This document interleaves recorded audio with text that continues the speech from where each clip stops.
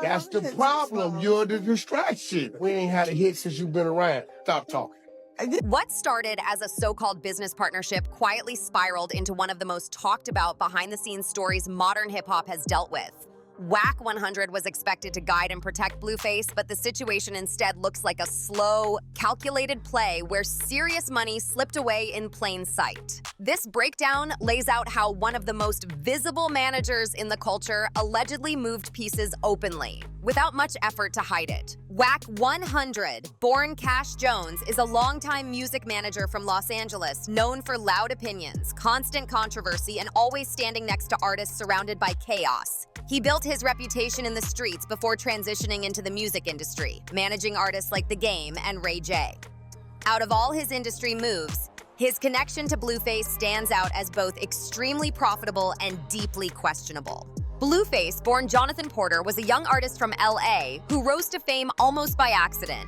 His viral song Oceania took off quickly, but he had little understanding of contracts, management, or how the industry actually works. He was unpolished, untrained, and unprotected, just a street-smart artist making noise while learning in real time, which left him exposed to someone far more experienced. At the time, Blueface had no legal team, no management, and no real structure, with money moving fast and no clear plan, according to Blueface himself. That is when Wack stepped in aggressively, pushing meetings and influence as if he already controlled the situation. The connection reportedly began after Wack100's daughter heard Oceania and introduced him to the record. Not long after that, Wack reached out directly and pushed for a sit-down. Blueface was not interested at first. A quick search pulled up public drama, heated arguments, and messy headlines tied to Wack's name, which made him stay cautious. Blueface later admitted that Wack's reputation made things uncomfortable, especially given their different street circles. Even so, Wack kept calling and messaging, pressing for a meeting at his house with urgency. At that point, Blueface was handling everything himself. He was booking shows, shooting videos, and running business solo, while labels like Atlantic Records and Empire Records hovered nearby, still trying to understand him. Then, one moment at a park in his neighborhood changed everything. Wack called again, sent a car, and this time, Blueface went. When Blueface arrived at Wack100's mansion, the visual made an immediate impact. The house, the lifestyle, and the overall atmosphere signaled success. Blueface later explained that seeing someone who clearly had money and power hits differently, and that image alone convinced him Wack could elevate his career. That setting was intentional. The mansion was not just a home, it was part of the pitch. Everything about that moment was designed to impress and lower Blueface's guard before real business discussions even began. Things moved fast after that. Wack already had the contract printed and ready before Blueface arrived. There was no long conversation, no clear explanation of terms, and no detailed breakdown. Just paperwork waiting to be signed, raising serious questions about how rushed and unbalanced the process really was. The most uncomfortable moment came right after. Blueface looked at Wack's wife and asked her straight up if she would tell her own son to sign that same contract. She said yes. That response mattered more than anything else in the room because in Blueface's mind, a mother would never guide someone toward a bad situation. That single answer shifted the entire mood and made the deal feel safe. Off that moment alone, Blueface signed immediately. No lawyer was present. There was no pause to review the paperwork, no breakdown of long-term consequences, and no clear understanding of what he was locking himself into. He trusted the environment and the people around him, especially since they clearly had more experience and power than he did. I always knew Blueface was pretty stupid. I'll tell you why. Blueface is signed to Wack100 and managed by Wack100. Let me tell you how this works. When you sign to a label, they take at least half already. Then you're getting managed by the guy who owns the label. So of your 50% that you're getting, or less than 50%, he's still taking at least 20% of that too. Once time passed, the real details began to surface. The agreement was not just a standard management deal. It combined management and a record deal into one package. That meant Wack was getting paid twice from the same income. First, a massive 50% cut directly from music earnings, then an additional 20% as a management fee from what was left over. That kind of setup is extremely rare. DJ Academics publicly broke it down and referred to it as double dipping. In most cases, artists avoid signing both deals with the same person because it creates a clear conflict. Managers usually take around 15 to 20%, while record deals typically split profits more evenly after expenses are handled. This deal was stacked heavily in one direction. The structure gave Wack leverage at every level, while Blueface absorbed the long-term damage. And this was not a short situation. These contracts stretch across years and multiple projects, meaning the percentage never stopped. The money kept flowing in one direction. Fast forward to now, and the results are hard to ignore.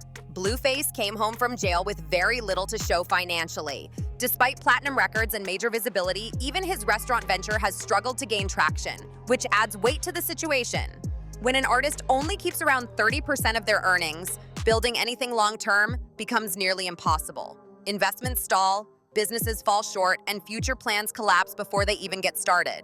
Most of Blueface's money has reportedly been going straight to Wack100, and now there is talk that Blueface may even have to give up his house. That alone shows how damaging deals like this can be to an artist's future. While Wack continues posting luxury and living comfortably, the artist who created the music is left trying to stay afloat. What makes the situation even more extreme is that Blueface is still locked into the agreement. These contracts are designed to be difficult to escape unless an artist is willing to spend huge money on legal battles and penalties. Age also plays a role here. Blueface was barely in his early 20s when this happened, fresh out of the streets, with no formal business education and no real protection around him. That experience gap created the perfect opening for a seasoned player to structure a deal that leaned heavily in their own favor. This story goes beyond one artist. It highlights a broader industry pattern where young talent is pressured into unfair agreements using flashy lifestyles, urgency, and subtle psychological pressure.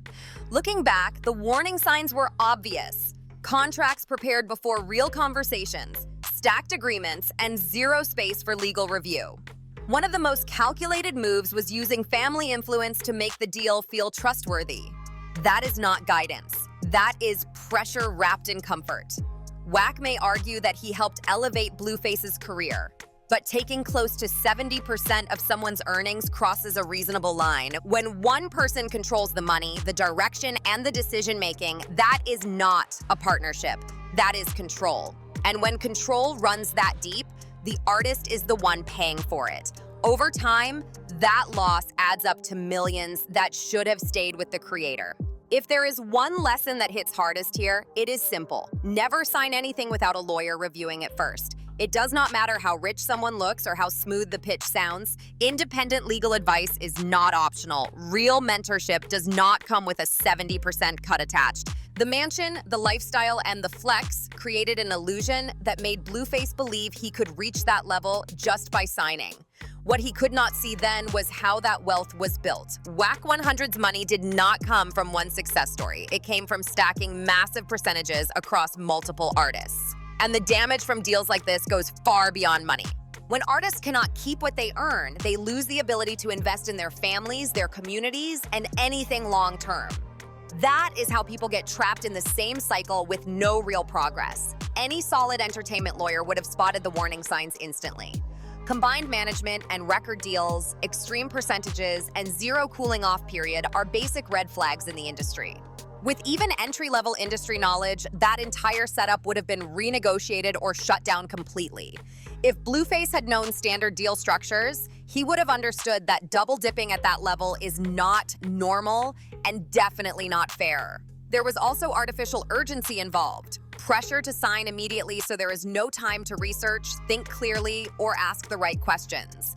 Meanwhile, Blueface already had real interest from labels like Atlantic Records and Empire Records, and those were legitimate options that likely would have placed him in a far stronger position. Instead, he is now dealing with the aftermath. Limited leverage, tight finances, and valuable assets on the line, while the person on the other side continues collecting from his success. His work helped build someone else's wealth, but the contract made sure he could not build the same future for himself. At this stage, the only real option left is to keep working under the same terms and hope volume somehow balances out that small 30%. That is a brutal reality because no matter how hard you work, the math is already stacked against you, and the pressure does not stop at money. It hits mentally as well. Waking up every day knowing most of your effort is funding someone else's lifestyle slowly wears you down. Motivation fades. Creativity takes a hit. That weight builds quickly. Instead of focusing on growth, artistry, and long-term vision, the artist ends up stuck in survival mode. Every song, every appearance, every move feels less rewarding when the payoff barely reaches you. Over time, that kind of setup drains passion, dulls ambition, and replaces excitement with frustration and distrust.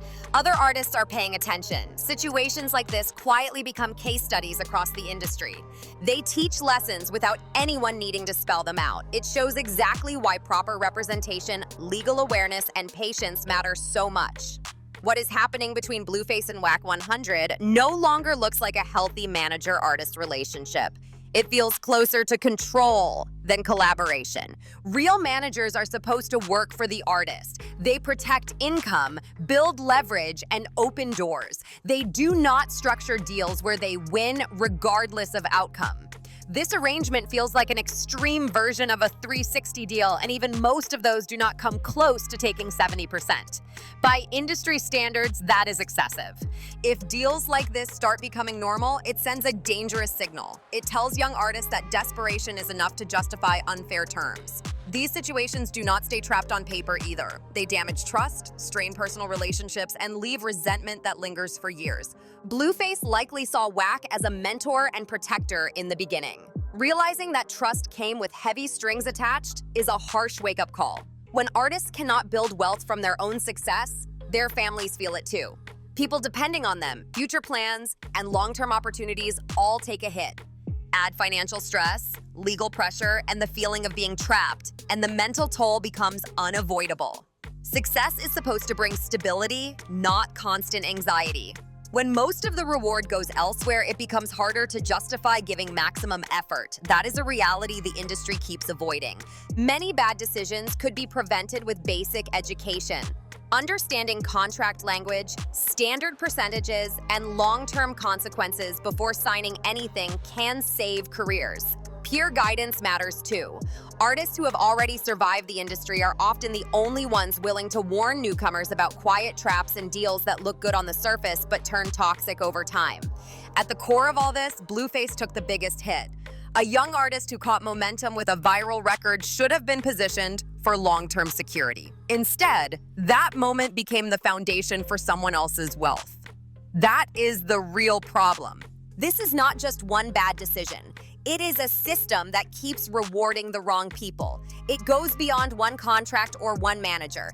The industry has a long history of experienced business players taking advantage of artists who do not yet understand power, leverage, and money. Until transparency, education, and accountability become standard, stories like this will keep repeating. New faces, same outcome. The takeaway is simple. Trust is fine, but verification is mandatory. A deal that sounds life-changing today can quietly drain millions over time if the fine print is ignored. If Blueface's situation helps even one artist slow down, ask questions, and protect their future, then something meaningful comes from it. When you step back and look at the full picture, this is not just about one artist or one manager. It is about how the system keeps allowing the same mistakes to repeat. Blueface's story shows how quickly success can turn into a long-term burden when the business side is not handled properly from the start. The industry moves fast, especially when a viral moment hits. Money comes in, attention multiplies, and suddenly everyone around the artist has answers. That speed is exactly what makes young artists vulnerable. When everything moves too fast, there is no room to slow down, question motives, or fully understand what is being signed. That is where bad deals thrive. What makes this situation hurt more is the lost potential. Blueface had momentum, visibility, and real leverage early on. Those windows do not open often. With the right structure, fair guidance, and patience, that energy could have turned into long-term security. Instead, most of the value flowed away from the person who earned it. This is not about denying the role of management. Artists do need guidance, strategy, and protection, but guidance should empower, not trap. A real team works to increase the artist's ownership, not quietly drain it. When deals are built so one side wins regardless of outcome, that is not support. That is extraction. Another uncomfortable truth is that pressure does not always look aggressive. Sometimes it looks friendly. Sometimes it looks like mentorship, reassurance, or comfort. When urgency mixes with trust, people stop asking questions. Once the paperwork is signed, the power dynamic changes permanently. By the time the artist understands what is happening, the exit doors are already closed. That is why education matters. Artists do not need law degrees, but they do need awareness. Knowing standard percentages, understanding the difference between management and ownership, and recognizing red flags can change everything. Even one independent advisor can prevent years of damage. The mental toll of situations like this often gets ignored. When artists feel financially trapped, it affects how they create, how they move, and how they see the industry. Music turns into obligation instead of expression. Hustle turns into survival. That shift slowly burns people out. What makes it worse is how common these stories are. They just are not always public. For every high-profile case, there are many more happening quietly. Artists losing control, falling behind financially, and blaming themselves for deals they never fully understood. That silence protects the system and keeps the cycle alive. This is why transparency matters. Talking about situations like this is not about attacking anyone. It is about exposing patterns. When artists see real examples of how bad contracts play out over time, it forces smarter conversations. It encourages people to slow down instead of chasing the first flashy offer that comes their way. There is also responsibility on labels, managers, and industry veterans. Experience should never be used as leverage against someone younger. It should be used as protection, especially when the consequences of a bad decision can last a lifetime. Real leadership is about building fair structures where everyone benefits, not just the person controlling the contracts and calling the shots. For upcoming artists watching this play out, the message is simple and serious. Talent alone is not enough. Virality is not enough. Grinding non-stop is not enough either. Without protection, success can actually put you in a worse position than where you started. The deals you sign early will shape your future far longer than the songs that make you famous. Taking your time does not mean missing opportunities. It means choosing the right ones. A real opportunity does not disappear overnight. A bad deal only needs one rushed signature to follow you for years. That is how careers get boxed in before they even fully start. Blueface's situation stands as a warning, but it can also serve a purpose. If it forces even a few artists to slow down, get legal advice, and demand fair terms, then it matters. If it sparks real conversations that push the industry toward better standards, then it matters even more. The industry does not change overnight, but it does change when people stop ignoring the damage. Stories like this remind everyone that success without ownership is not freedom. It is just another form of control. Until artists are taught that lesson early, the cycle will continue repeating with new faces and the same outcomes.